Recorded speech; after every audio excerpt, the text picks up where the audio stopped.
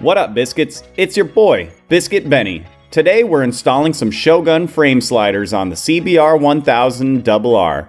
These are cut fairing frame sliders, so I'll show you how to do this without completely screwing up your fairings. Check it out. First up, we're going to start with an unboxing of the Shogun Motorsports CBR1000RR frame sliders. This is for the 2017 to 2020 CBR. Let's see what's in here. The 2 engine bolts and the 2 frame sliders. So let's go take apart the bike. Now, the first thing to consider is your work area. We're going to be working in this area, and since we're taking the fairings off and we're going to be setting them down all over the place, I think the best thing to do would be to set down some kind of soft working surface so we don't scratch them. I would recommend a moving blanket of some sort, something that will not scratch your fairings. So that's what we'll do here. This will be a nice soft surface that we can work on without worrying about scratching the fairings. Now here's the tools that you'll need. You'll need a 3mm hex bit. You'll need a cordless drill. You could use a corded drill, but cordless drills are good because they don't make a ton of power. You don't need a lot because you're cutting through plastic. You'll need a Dremel with a small sanding bit. I'm gonna use actually one of these small ones. I also recommend using magnetic parts trays. It is a lot easier to keep track of your screws and bolts if you put them in a magnetic tray. And obviously, a set of drill bits. Now the pieces of the fairing that we'll need to take off is this main cowl and this smaller rear cowl. They're actually 2 different pieces, and the frame slider will go somewhere right about there-ish. Now we'll figure that out once we take all these components off.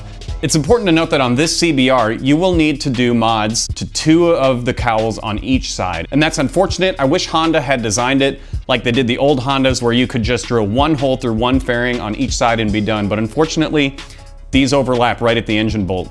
Something to be aware of is that you have to go online to find the instructions, and they're only mediocre. So I'm gonna give you a step-by-step on how to install these, and hopefully you guys find it helpful. One of the ways in which you can simplify your life is if you fold the mirrors back so that you can access these bolts. Just fold these guys back by pushing on it. There you go. Then we take our 3mm hex bit and we start removing these bolts.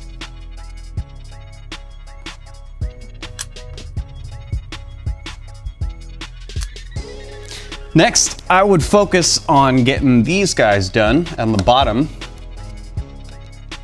One thing to note is that the fairing bolts on the bottom are longer than the fairing bolts on the top, so be sure to keep them separated.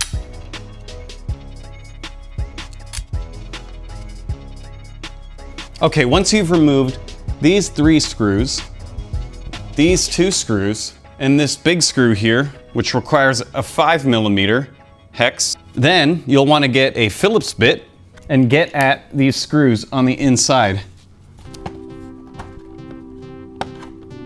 And then once you remove all of those screws and these little snaps, then this should just come off pretty easily like that. Now you'll see down here it's still attached, so we gotta take care of that.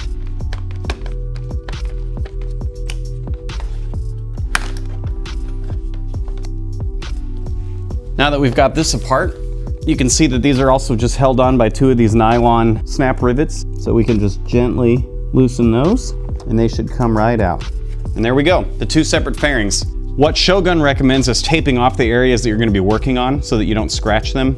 I think if you're careful with a moving rug like this, you'll be okay. What you can do then is take this mid cowl so that you can figure out where you need to drill that hole. Make sure that it's really flush the way that it sits normally in the bike. There's your engine bolt, so you can kind of see where that hole is gonna need to be. This is obviously the scary part, the part that you don't want to screw up. Always double check for the location of that engine bolt.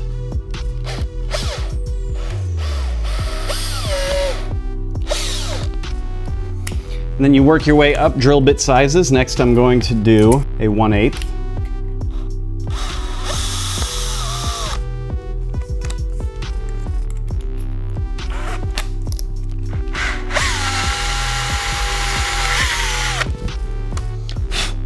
By the time you get to a 1/4 inch hole, you will be able to see how well aligned it is. And for me, it looks like I am to the front a little bit, but it's not so bad.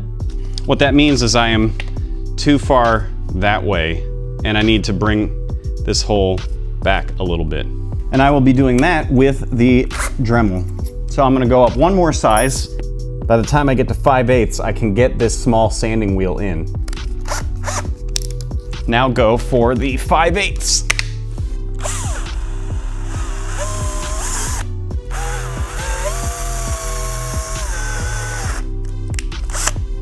So you can see in there, it's pretty close. Now I want to get this hole kind of level at this angle. There we go. You can see that when I've got the bodywork lined up the way that I think it should be. That hole, the engine bolts, is pretty much right there. Now, how big do we make this hole? And that's where a pair of calipers will come in really handy. Fortunately, I'll do it, and that way you don't have to. The instructions don't tell you how big to make this hole or how big to scribe it. And that's sort of annoying. But I have a solution in the form of calipers. And the shaft width is 1 inch, exactly. You can see that it tapers, but this is the part that will be inside of the fairing and popping out. Everything else will be outside, so we don't need to worry about these diameters here, just this one. And it looks like it's just over 1 inch. So we'll shoot for 1 inch. This is where the tape will come in handy. You tape over that hole and then you can draw a 1 inch circle around it. Now, because I was a little bit too far forward, I'm gonna try to find the center of the hole and then move out just a little bit back. Scribe a nice line. There we go. Verify 1 inch. It's just shy of 1 inch, which is great because what we'll do is we'll go just a little bit smaller than 1 inch, test fit it, and if we need to go any bigger in any one direction, we still have a little bit of room to do that. So at this point, we can kind of cut out the middle of this hole here. Here we go. The Dremel will get that. All right, let's plug in our Dremel and get to work.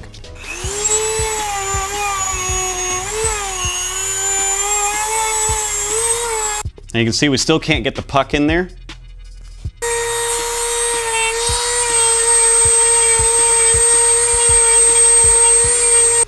Let's try that. There we go, that's looking pretty damn good. So we still need to get this hole a little bit bigger.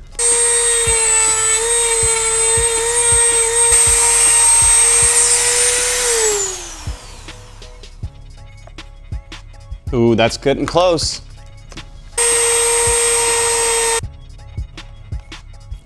There we go. So now you can slide the puck in and it looks like it's holding that angle pretty well. It's tight, I mean you can see it's not gonna come out. It's a tight fit and that's what we want.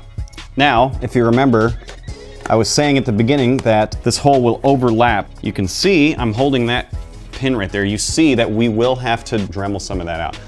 And that sucks. You know, it's kind of unfortunate. I wish that the design hadn't been like this, but that's what we're stuck with for frame sliders. So what we'll do is we'll put all this back together the way it will be.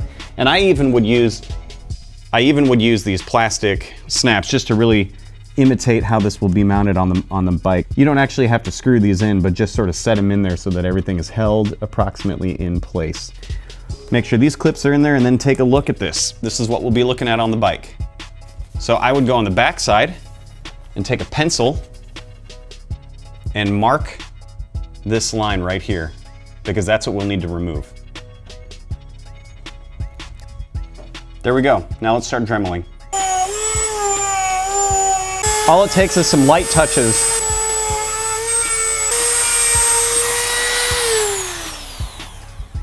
Nice and simple. Now we'll fit that other piece on and see how it looks. And you can see there, now we've got a nice level cut. Let's see if the puck fits through here. And there we go. That's what it will look like. And I think this is gonna be a great fit. So let's put it back on the bike and check it out.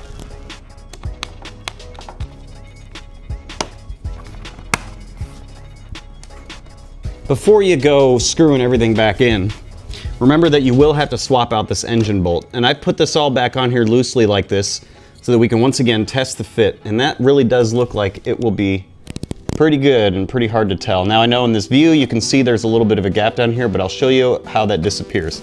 Now we got to get the engine bolt off. It is a 17 millimeter, you can see.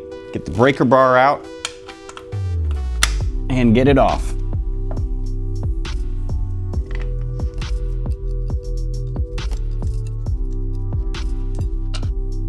Now you can see that there's no thread locker on this engine bolt, which means we don't need to put thread locker on it, okay? This is always important to check when you're doing this type of maintenance.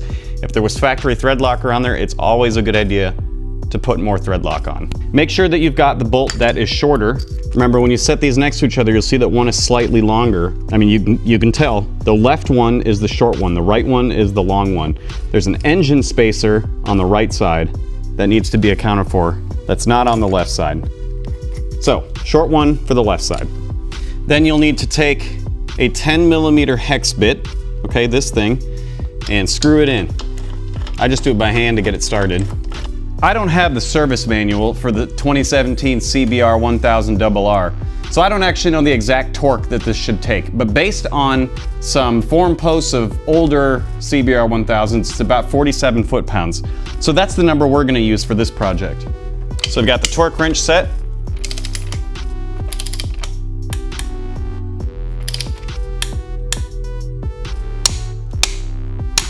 Two clicks, there we go, and that's in there. Now, if you look real close, you really have to struggle to see any sort of gap that shouldn't be there.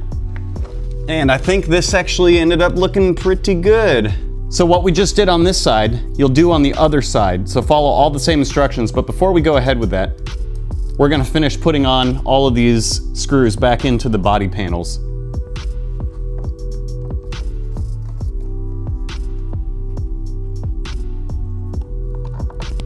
One thing to note about these pucks is that they're made from a nylon that's ultra high molecular weight, which makes for really good impact resistance and lubrication during sliding. That's really important, obviously, because you want the bike to slide. Hopefully these help with that, and hopefully we'll never need them.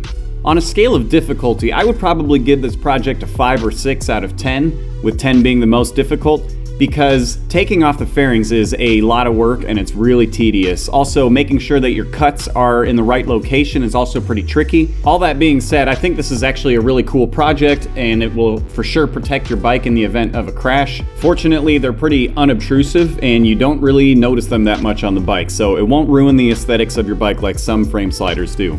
If you guys enjoyed the video, be sure to like the video and subscribe for more, and I'll see you guys in the next one. And with that, peace!